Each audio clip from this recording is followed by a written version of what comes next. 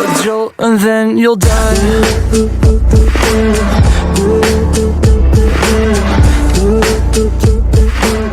Okey, Assalamualaikum dan hai. Pada hari ini, saya akan tunjukkan bagaimana cara untuk membuat LED blinking pada board Miyot X22. Miyot adalah singkatan bagi Microcontroller and IoT Trainer Board X22, di mana board ini adalah versi yang kedua. Dan untuk task yang pertama, saya akan membuat satu LED blinking, dan untuk task yang kedua, saya akan membuat 3 LED blinking secara serentak. Okey, untuk task yang pertama, saya akan sambungkan LED merah ini pada board Arduino Nano Shield yang telah disediakan di sini. Dan untuk sambungan, saya akan sambungkan jumper wire pada pin LED yang ada di sini. Dan saya akan jumperkan pada pin 13 board Miyot X22, di mana board Arduino Nano Shield yang telah siap di boot in di sinilah. So saya akan sambungkan pada pin 13. Dan untuk sambungan, saya akan sambungkan pada pin yang betul, di mana G ground dengan ground dan S dengan S. Okey, apabila saya telah siap sambungkan jumper wire di sini, saya akan ambil kabel Arduino Nano dan saya akan cocokkan kepada board Arduino Nano. Okey, sekarang saya telah buka coding untuk LED blinking. Tapi sebelum saya uploadkan coding ini ke dalam board Arduino Nano, saya akan pergi kepada bahagian tools dan saya akan cek board yang saya gunakan adalah Arduino Nano, processor Atmega 328P all bootloader, dan port yang saya gunakan adalah COM5. Jika anda semua menggunakan port selain daripada COM5, pastikan port yang anda gunakan adalah betul. Jika tidak, coding tidak akan dapat diuploadkan ke dalam board Arduino Nano. Dan apabila saya dah periksa ketiga-tiga perkara ini betul, barulah saya uploadkan coding ke dalam board Arduino Nano.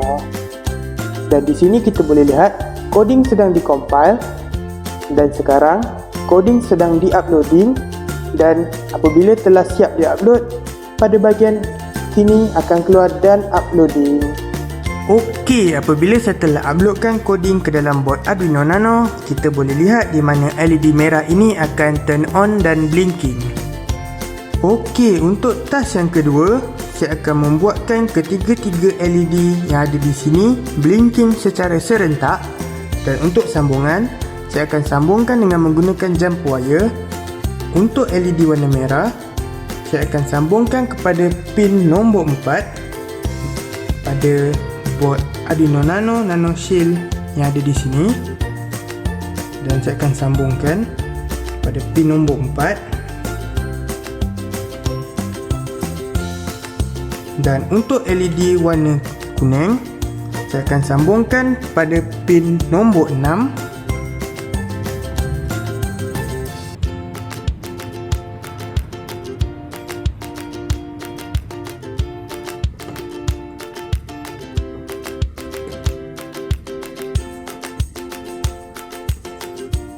Dan untuk LED warna hijau, saya akan sambungkan pada pin nombor 8.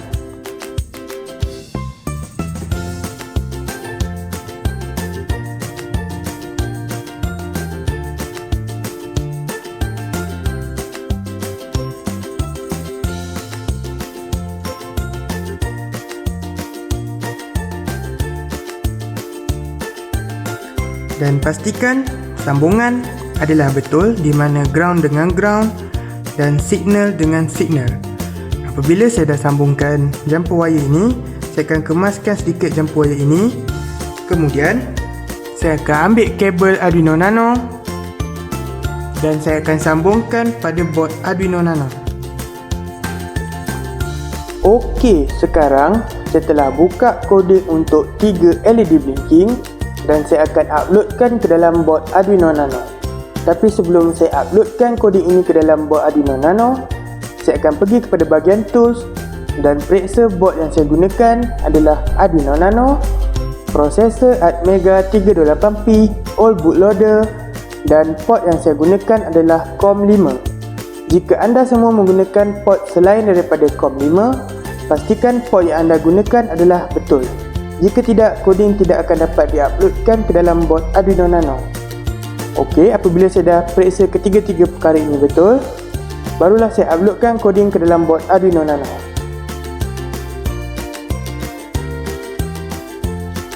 Dan pada bahagian ini, kita boleh lihat koding sedang diupload, dan apabila telah diupload, pada bahagian ini akan keluar dan uploading. Okey, apabila saya telah uploadkan koding ke dalam bot Arduino Nano, kita boleh lihat ketiga-tiga LED ini akan blinking secara serentak. Okey, itu saja.